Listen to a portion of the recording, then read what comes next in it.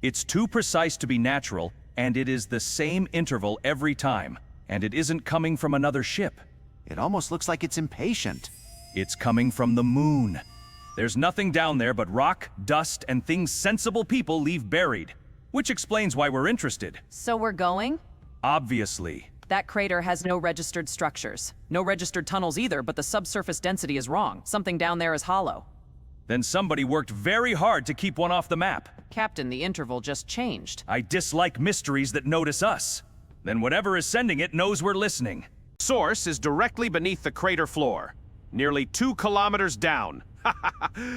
2 kilometers of moon between us and the front door. Convenient. There is an artificial thermal signature along the crater wall. Hidden entrance? Either that, or the moon has learned central heating. That ledge looks flat enough for a landing if the ship behaves itself. The ship behaves itself when it feels judged. Keep looking at it sternly. There are metallic echoes under the rock. Old ones. Very old. Signal changed again. It's accelerating. That is never how calm machines ask for visitors. Set us down near the thermal source. Approach angle locked. If the entrance opens, we will already be facing it. You seven think unto imminent distress? You think it's a distress signal? I think someone built a secret base under a dead moon and left a machine calling for help. That's close enough. There it is. Nothing says welcome like a buried fortress. Good. I prefer my escape route large and obvious. I admire how quickly you assumed we would need one. Signal strength increases along this route. The source is definitely in that wall. Then we follow the heat trace to the entrance. Stay together. Eyes sharp, no wandering off. If the signal jumps, call it out. Move together. Keep comms open. If we get separated, patch up fast. No heroics. We stick to the plan. I'll try not to trip over anything suspicious. No visible door controls. That usually means the controls are either ancient or very rude. That's because you're looking for something made for us. These still contain energy. The dust around them is warmer than the rest of the wall. It answered. Then let's answer back. That is either very good or very expensive. Atmosphere inside is stable. It has been maintaining itself. Secret moon base. I was hoping for one of those. Hold position. I'll sweep the immediate perimeter for any signatures. If anything moves, we fall back to the shuttle. No movement, no life signs. That's usually when I start worrying about the second part. You have a first part? Yes. The part where I notice I'm already inside the terrible place. This place has been abandoned for thousands of years. The transmission is stronger. It's coming from deeper inside. Same rhythm again. It's built into the whole facility, like the base is repeating one instruction over and over. Or one warning.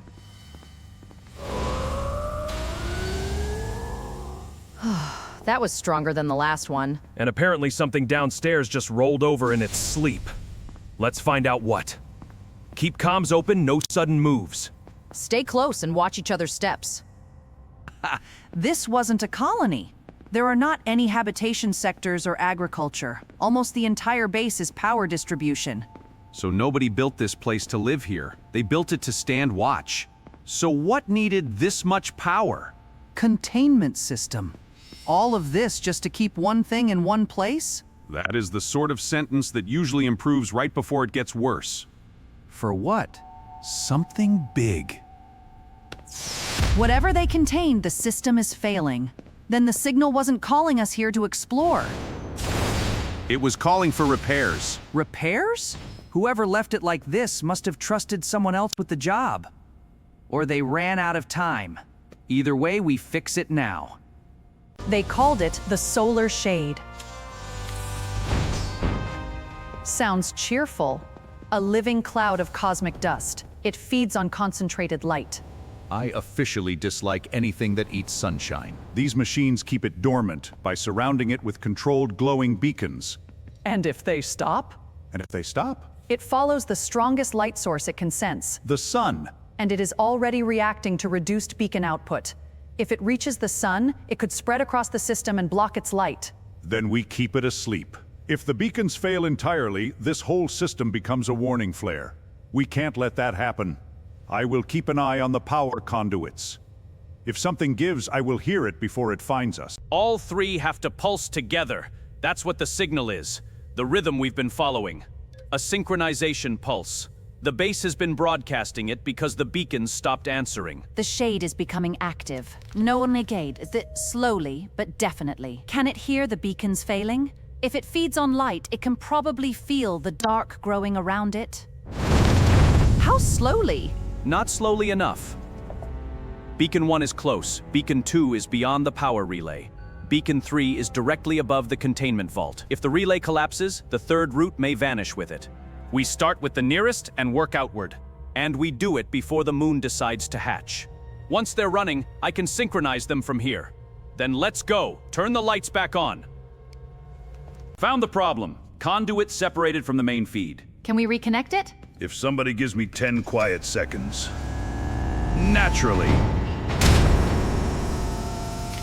Power reached the chamber, but the beacon still isn't taking the load. The focusing rings are out of alignment. Jax? Try it before the room changes its mind. Now. 1. Nice and steady. That's the one. Sync confirmed. Holding pattern stable. Readouts show a small harmonic. Keep an eye on it. If it wobbles, pull back. Don't risk the crystal. 2 more before our sleeping cloud decides it's morning. Beacon 1 is holding, but containment pressure is still climbing. Southern 1 light is not enough to impress it. That is the shade. It looks awake to me. That is an extremely unhelpful shape. Then let's be boring and put it back to sleep. Beacon 2 just lost its entire power feed. Of course it did. If the second beacon stays dark much longer, the third beacon will start overloading itself to compensate. Where is the relay? Ahead. Then we fix the relay before we fix the beacon. Call out any dropouts immediately. Keep your feet steady when the base thinks about moving. I'll watch the routing lines. Tell me if anything blinks off. Scanning on. Do not let the darkness catch us off guard. Automatic reset is dead. Then we do it the old-fashioned way. Which old-fashioned way? The dangerous one. We really should label these plans better. Shade activity just doubled. Almost there. Almost there. This machine has the personality of a locked door, and the manners of one too. Beacon 2 online.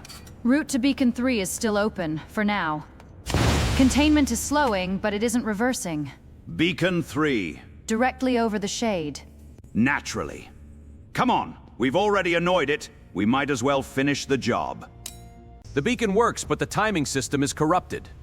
Can you synchronize it manually? Not fast enough. The pulse changes every few seconds. It knows this one is weak. We don't calculate it. We follow it. Then let us hope the old machine still respects good timing. Signal locked.